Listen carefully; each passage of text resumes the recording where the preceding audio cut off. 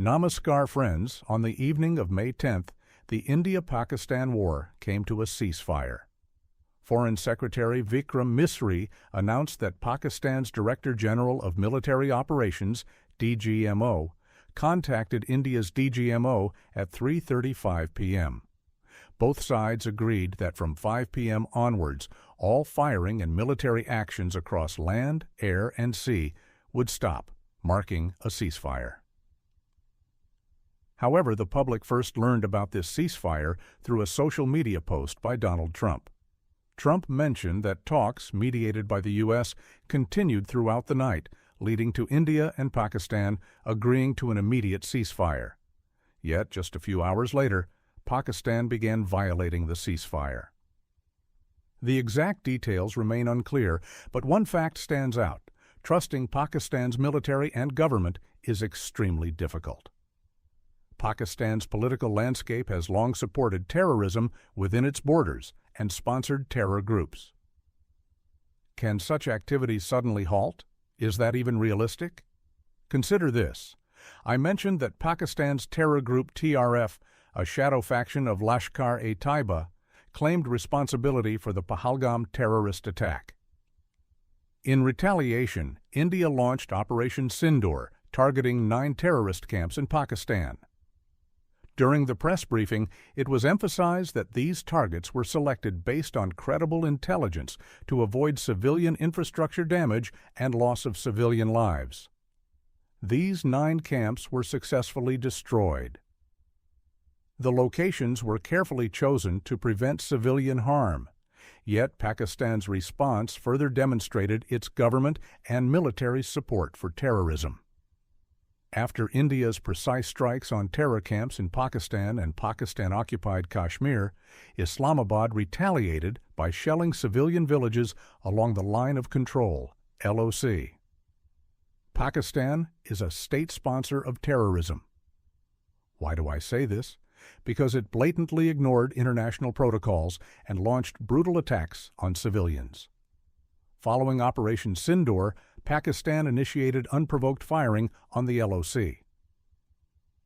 Moreover, they bombed Indian civilian homes with mortars and shells. At least 16 people were killed in Poonch city near the border, and 69 were injured, including 44 civilians. In total, 16 civilians lost their lives, and 59 were injured during this surge of attacks. Poonch resident Harcharan Singh recounted how his friend Rizwan was with his children when a shell struck their car, killing both children aged 14 and 12. Consider this photo published by The Independent showing the innocent 12-year-old twins, Zain and Zoya. During the bombardment in Poonch, a bomb hit their house. While holding their father's hand and heading to safety, another bomb exploded on the street, ending their lives. Their father, Ramiz Khan, was injured and is currently hospitalized. A military that targets innocent civilians openly and kills children should be labeled terrorists. This video is especially important for Pakistani viewers.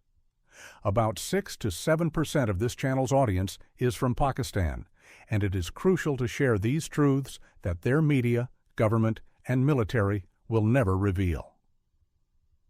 During Operation Sindoor, India targeted 9 terrorist sites. One was Muridki, the headquarters of Lashkar-e-Taiba, led by Hafiz Saeed, designated a terrorist by the UN in 2008 and rewarded by the U.S. with $10 million in 2012. This is the nerve center of Lashkar-e-Taiba.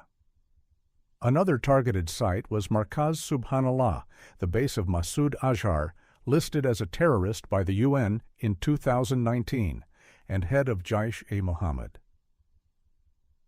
The third site was Sayyidina Bilal camp in Muzaffarabad, where recruits of Lashkar and Jaish are trained by Pakistan's special forces. The fourth was Sawainallah camp in Muzaffarabad, also a terrorist training ground. The remaining 5 sites served as induction, indoctrination, or training centers, places where preparations for terrorist attacks are made, attacks that kill not only Indians but also Pakistanis. Remember the Peshawar school massacre of 2014, where at least 132 innocent children were killed. The Taliban's death toll from that attack topped 140, mostly young students. The Tehreek-e-Taliban Pakistan, TTP, was responsible.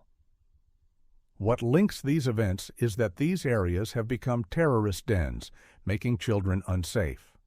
Also, recent news from the Times of India reported that the TTP killed 20 Pakistan Army personnel and 2 Baloch insurgents. Days earlier, the Balochistan Liberation Army, BLA, attacked a Pakistani military vehicle in Bolan using an IED, killing 8 soldiers and critically injuring 6. A week before, another BLA IED attack killed 10 Pakistani soldiers targeting a convoy of officers. Official estimates say TTP has killed over 80,000 Pakistanis in the last 20 years. Pakistan Defense Minister Khawaja Asif recently admitted on Sky News that Pakistan has supported, trained, and funded terrorist groups for 30 years for the U.S., the West, and Britain. He called it a mistake that led to Pakistan's suffering. Former Prime Minister Imran Khan also acknowledged these jihadi outfits have existed since the U.S.-led Afghan war against the Soviets and claimed they have now been shut down. However, denial persists. When asked about the TRF's responsibility for the Pahalgam attack, an offshoot of Lashkar-e-Taiba, Khawaja Asif claimed Lashkar-e-Taiba no longer exists in Pakistan. Congress leader Shashi Tharoor aptly described Pakistan's denial as a habitual tactic. Pakistan denied involvement in the 26/11 Mumbai attacks until a terrorist was caught alive. They denied knowledge of Osama bin Laden until he was found near a Pakistani military base. Such denials are baseless. India acted on credible intelligence intercepts during Operation Sindoor. India seeks no territory from Pakistan. It focuses on economic growth, technological advancement, and securing its youth's future. India is content to be left alone by Pakistan and will reciprocate. Shashi Tharoor noted that India's strikes were precise and restrained, avoiding civilian casualties and military sites, carried out at night to minimize harm. The strikes were based on intelligence shared by the international community. The Financial Action Task Force, FATF, which monitors global money laundering and terror financing, has placed Pakistan on its gray list 3 times, most recently in June 2018. Pakistan promised to meet 34 action points to curb terror financing and money laundering and was removed from the gray list in 2018, October 2022. Yet satellite images analyzed by geointelligence researcher Damian Simon for India Today reveal that JaishEMohammad's base in Bahawalpur has doubled in size since 2011-12, expanding to 18 acres. Construction accelerated after Pakistan's removal from the FATF gray list. India Today's Open Intelligence team reported a JaishEMohammad gathering at the Usman O. Ali campus in February, used for recruitment and fundraising. A December 2024 article in the French magazine Spectacle du Monde by Anthony Colonna highlighted JaishEMohammad's resurgence in Bahawalpur with 2 known hideouts near a Pakistani military base. Despite official denials, local officials called these centers routine madrasas. However, the print reported in October 2022 that JaishEMohammed purchased nearly 4 acres to expand its Bahawalpur complex. The land was sold by Zahid Chanar to Abdul Rauf, brother of Masood Azhar and a designated terrorist since 2010. Photos show Abdul Rauf leading funeral prayers for terrorists with Pakistani military personnel and flags on coffins, indicating state funerals for terrorists. Indian High Commissioner to the UK Vikram Doraiswamy and Foreign Secretary Vikram Misri have presented this evidence publicly. The print also found a children's magazine titled Muslim Children, showing how 600 madrasa students are indoctrinated to support jihad. In November 2022, the print uncovered photos and videos confirming JaishEMohammad's land acquisition and activities. All this confirms Shashi Tharoor's statement. These are well-known terror bases, not innocent places. On January 3, 2022, JaishEMohammed held a public gathering in Pakistan-occupied Kashmir and claimed responsibility for the December 2021 Srinagar police attack, using the event to raise funds for future terrorism. The Pakistani government must be held accountable.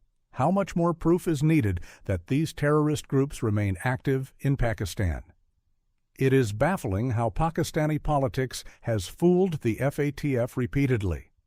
I urge you to tag FATF's official Twitter handle with this video's link and demand Pakistan's re-inclusion on the gray list.